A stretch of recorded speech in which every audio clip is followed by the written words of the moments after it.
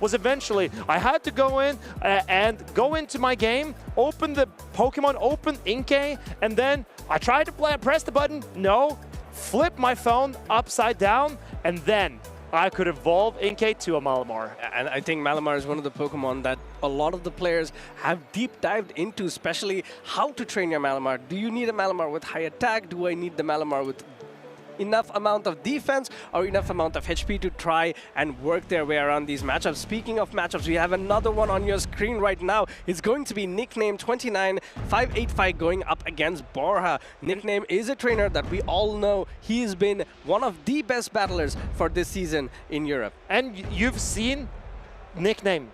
He's only dropped one set. His two last tournament, well, now it's 2 sets because he also lost in the previous round, but he has been in formidable form this past couple of months. And here you see the Shadow Malamar on Nickname side, and then you see the regular Malamar on Borja's side. But just looking at these two teams, I'm gonna take a quick look at what Borja has before we touch up on what's on the other side. Corviknight coming in here, it's as we talked about earlier in day one, is that it's such a great setup Pokemon to have. The good thing about Corviknight, like Azumarill, it doesn't hard lose a lot of matchups unless it's, for example, against a Talonflame with our favorite charge attack, Flame Charge. Exactly. And you see the regular Swampert and the Superior and the Typhlosion for that fire, water, grass core, and also the Azumarill. So you could say it's a bit of a tricky situation to break apart those Pokemon. Usually there's only Dragon types that can do it, but here we see Borja, no Dragon types. Yeah, there are no Dragon types, but also he's gone for the double water strategy of Lapras and Feraligatr. He does not have access to the Blastoise that can do super effective, fast attack damage onto the Typhlosion. Just looking at these Pokemon here, do you see any Pokemon that wants to deal with the Typhlosion energy?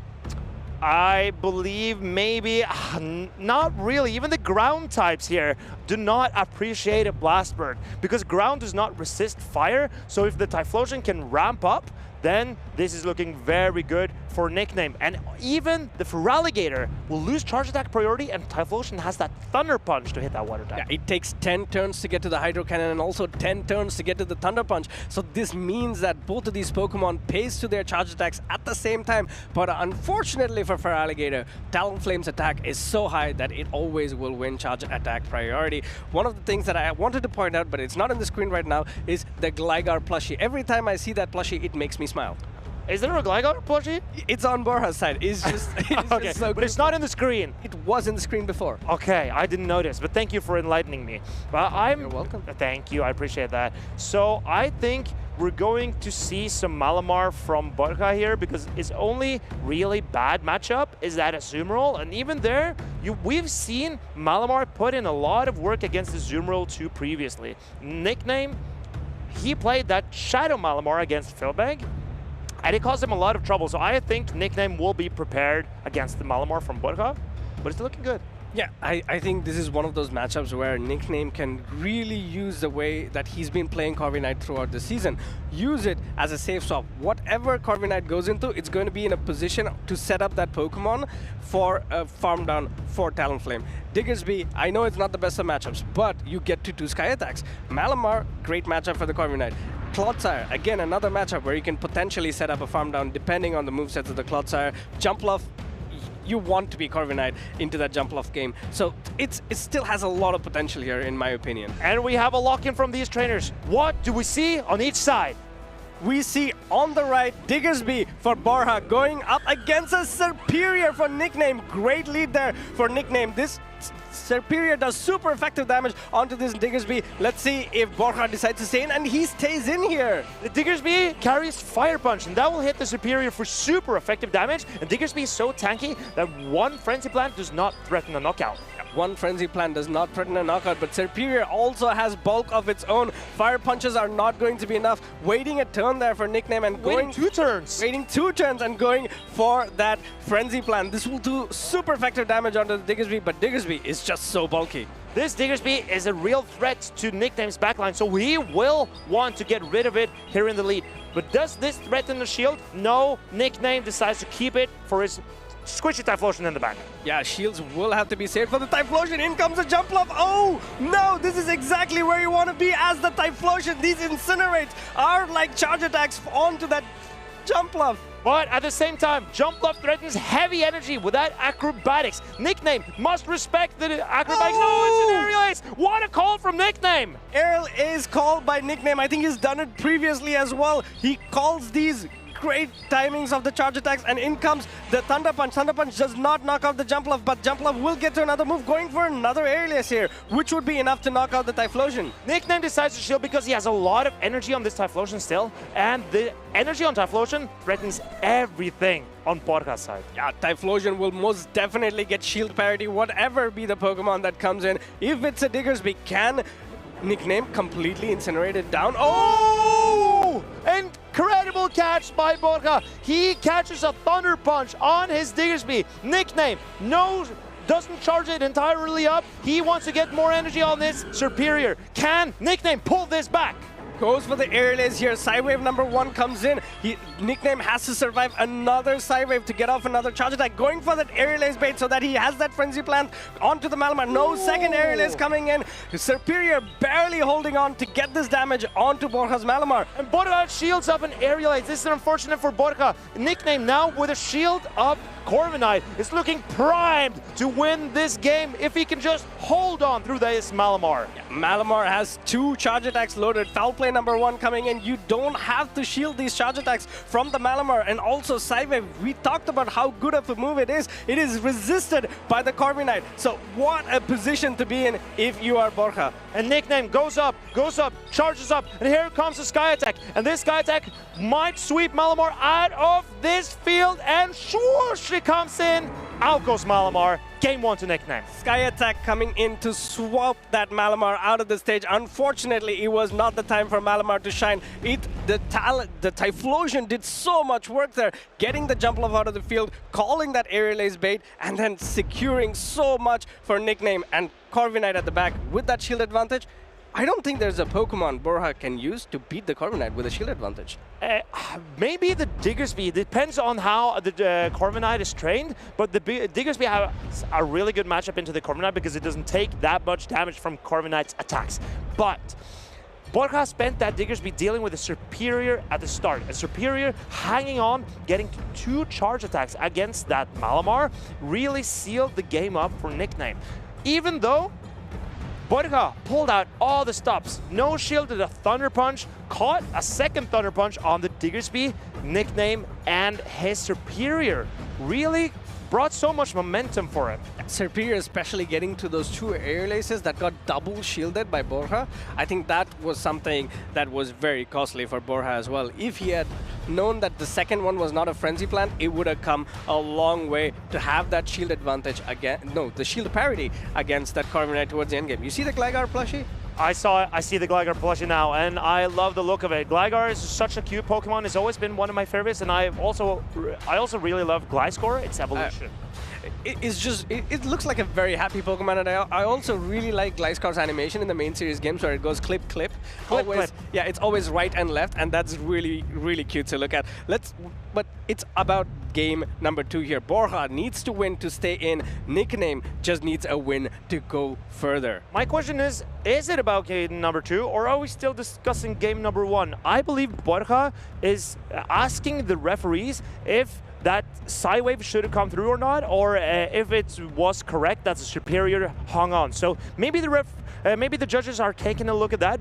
Borja is probably asking about it, but I am not sure how that's going to go. It says 1-0 on the scoreboard, though. Yeah. But this is why we have judges, so qualified judges on stream here who can talk about these things, who understand the game quite well to make these decisions. It's all up to the judges. And as players, you should always try to look and not hesitate that if you think there is some mechanics that didn't work out for you, to dispute as well, because that's why we have the judges for. We need everybody to have a fair shake at winning the game. And that is exactly correct, because it's so important that the game is supposed to, the game goes how it's supposed to go. And if Borja does not have to take that second aerial ace, his Malamar is in a much better position against that Corvi Knight in the end. I'm not saying it would change the matchup, but it could, because Borja could have played it entirely differently. Yeah, but that's what it's about, right? It's about fair play. We need our judges, who are always here in every tournament. I think they make it run as smooth as possible.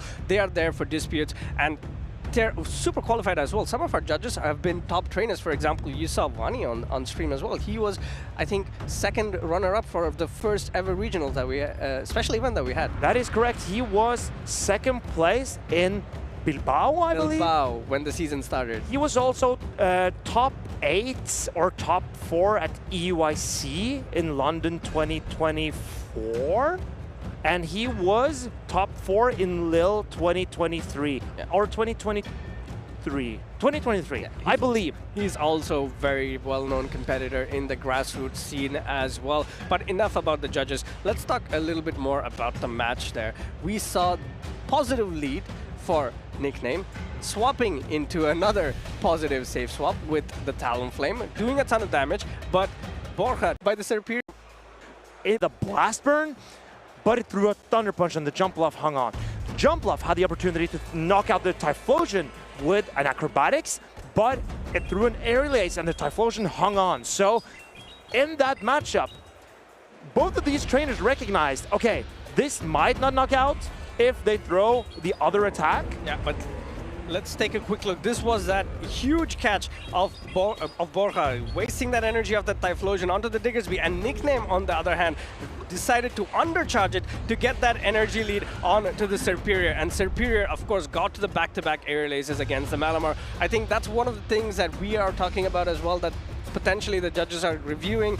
Can that Malamar get to back-to-back aerial aces without being knocked out by the Psy Wave? I think Nickname's realization that he wants more Vine merges that aerial like in both of these in tournament. Nice. One shot? Wait, that card, yeah.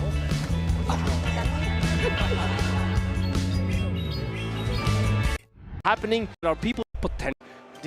The referees, that the judges have concluded that there's Nickname is now currently still remaining 1-0 up in this set. Let's see if Borja wants to appeal to the head judge or not, but then again, let's not take away from... Okay, let's try to brainstorm ideas here, right? So, if you're Borja, after that match, you had the very bad lead, Diggersby onto the Serperior, and then swap in Talon onto the Jump Bluff. What would you change? Which Pokemon would you potentially bring to work this game onto your favor? For Borja or for Nickname? For Borja. I think I still trust in that Malamar for Borja. There's no Azumarill coming from Nickname's side. So that means Borja is still free to run that Diggersby and Malamar. Because Azumarill can handle both Malamar and Diggersby. So I think it was a risky play by Borja to lead the Diggersby and have Malamar in the back. And it was just the Jump Bluff that's also kind of soft to that Azumarill. So it's a tough situation. I think Borja, maybe it's worth risking that Clodsire. I was thinking the same as well. Clodsire could be a good risky play, but I feel Nickname has a lot of incentive to go and try to play the Corvi Knight in the lead. We saw the Diggersby lead, we saw Jump Bluff. The only Pokemon that was there on the side of Borja that could potentially have a neutral matchup against the Corvi Knight was Malamar. It's also not a great matchup. Superpower still hits for neutral, but it has to be the Malamar Superpowers and dips out. And if you have a polarizing Pokemon like a Talonflame, not a Talonflame, like a Typhlosion, it can do so much work into that swaps. But I cannot even see a Corvi Knight lead for Nickname, because I believe Corvi Knight is best in the back, sponging up and cleaning up the remaining remains.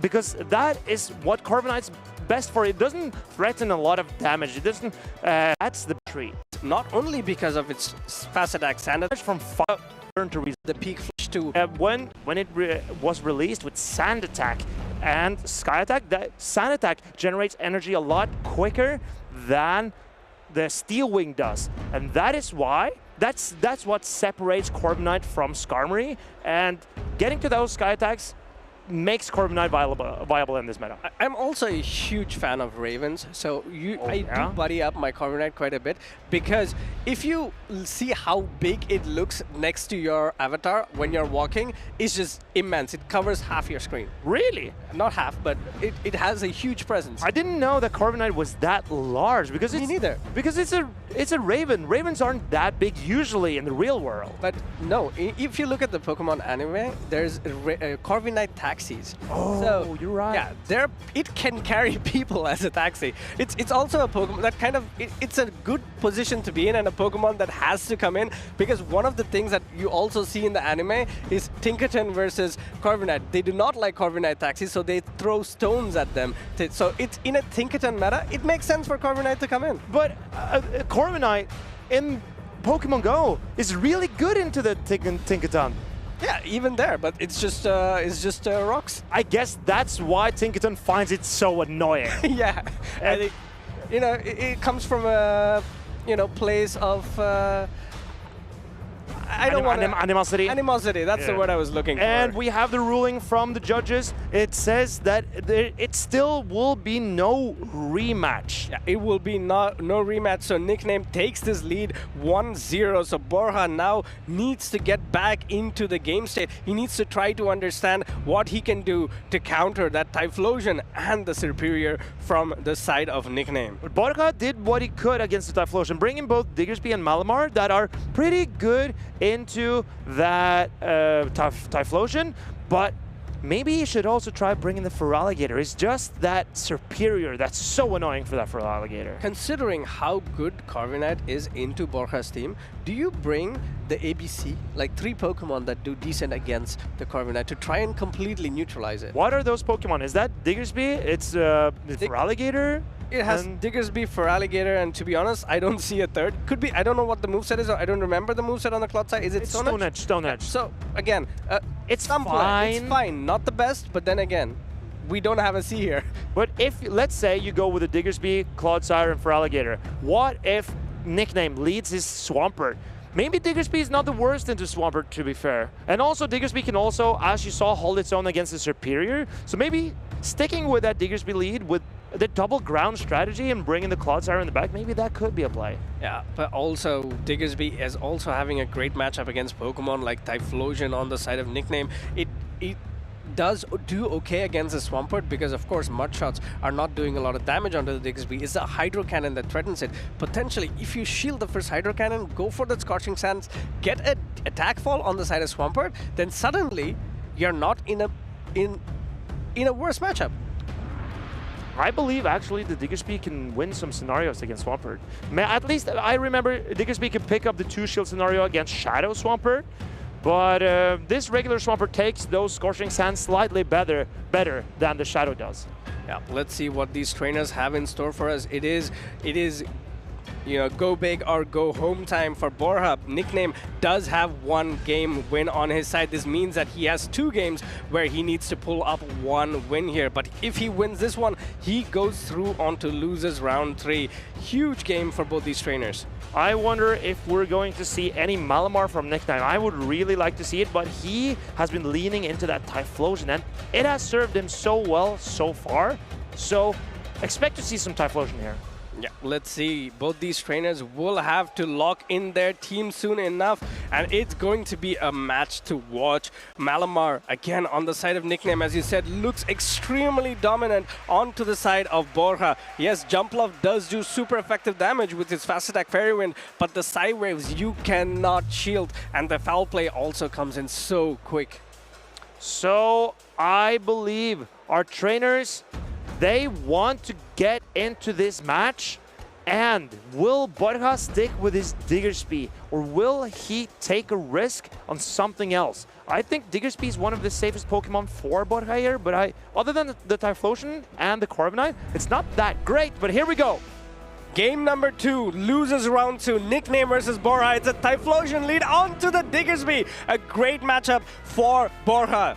And Borja manages to keep his Diggersby away from the water and the grass type in the back. This is very good for Nickname.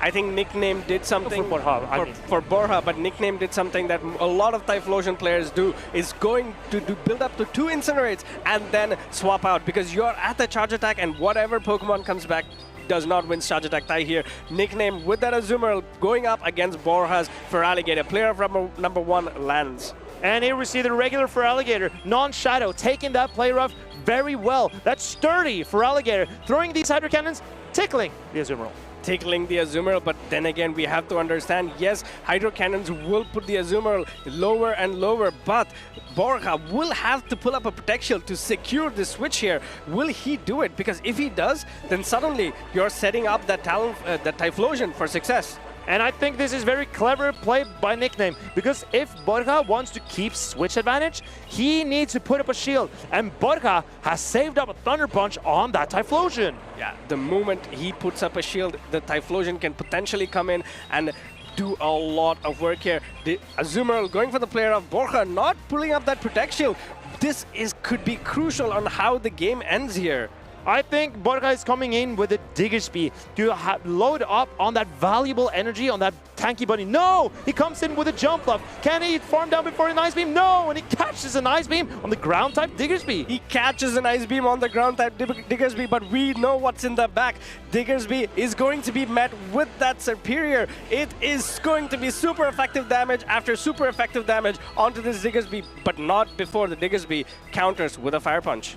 So this grass type Superior will take substantial damage from these Fire Punches. But can the Superior simply farm this Diggersby down? I think at this point Superior can go for those Aerial Aces to slowly whittle down the Diggersby. All it needs to do is put it at a point where the Typhlosion can incinerate it down, going for the charge attack tie here. Aerial Ace coming in. This, if unshielded, will knock out the Diggersby, but also give the Superior and access to that another Aerial Ace to do super effective damage against Jump Bluff. And it's important for Borja here to charge up as much energy as possible on this Jump Bluff, because it needs to land an Acrobatics on this Typhlosion. Charge up energy? No, the switch clock is up here. Typhlosion is looking to incinerate this Jump Bluff down. First charge attack coming in, it's going to be that Aerial Ace. Again, 2 shields, and shield number 1 goes down. Can Typhlosion do this for Nickname? Typhlosion has come through for him in so many tournaments. It needs one more tournament and few more Incinerates to do it once more. Can this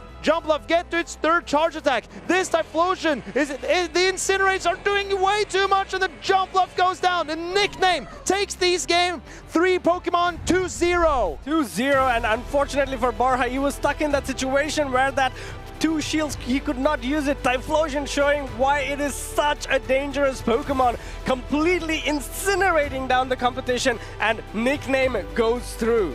And I must say, I'm super impressed by Nickname here. How he charged up that Thunder Punch on Typhlosion in the early game, that threatened the Feraligatr so much that Borja couldn't shield that Feraligatr against the Azumarill, and he lost switch advantage. It's how you play Typhlosion matchup against these ground types that charge up to get to their charge attacks much later, because you can do 2 Incinerates against a lot of the ground types that you see. Diggersby, for example, you can do 2 Incinerates without them threatening a Scorching Sand. Clodsire, you can do 2 Incinerates without them threatening a Stone Edge or an Earthquake. So 2 Incinerates, and then you swap out, and then suddenly you have to always keep in the back of your mind, oh my, there's a Typhlosion with 2 Incinerates at the back. What do I do? I don't want my water types to be taking that Thunder Punch, that's for sure. And Nickname, bringing that Fire, Water, Grass combination, I think it has not the strongest reputation among trainers, because people see it as very alignment dependent. But Nickname showing that against a team that doesn't have the strongest fast attack pressure into Shadow Typhlosion without like the Mud Slap, then Shadow Typhlosion can store up some energy here and there and then threaten all the Pokemon on Borja's side. Yeah. It's just what it is. 2 Incinerates where the Typhlosion took not enough damage, and then coming back in, if he had to secure the switch, if you look at the game sense in a way, the lead was very favorable for Borja. The swap-in was also not bad because for Alligator, having 2 shields can potentially flip the Azumarill matchup as well. But if it commits the 2 shields, then Thunder Punch is going to be like, hey, for Alligator, bye for Alligator. Exactly, the Typhlosion, if it has a shield advantage against a team like Borja's, I think it's way too hard to come back for Borja there because he can't take out the Typhlosion quickly. Yeah, it's something that Nickname has piloted so much. I think he's one of those trainers that has used Typhlosion extensively and this successfully in this meta as well. Yes, because he won Utrecht and that was with that Shadow Typhlosion. But here we see another fire type. Sir Koges is running that Talonflame. Is this our favorite? Well, Sir Koges in that Claydol.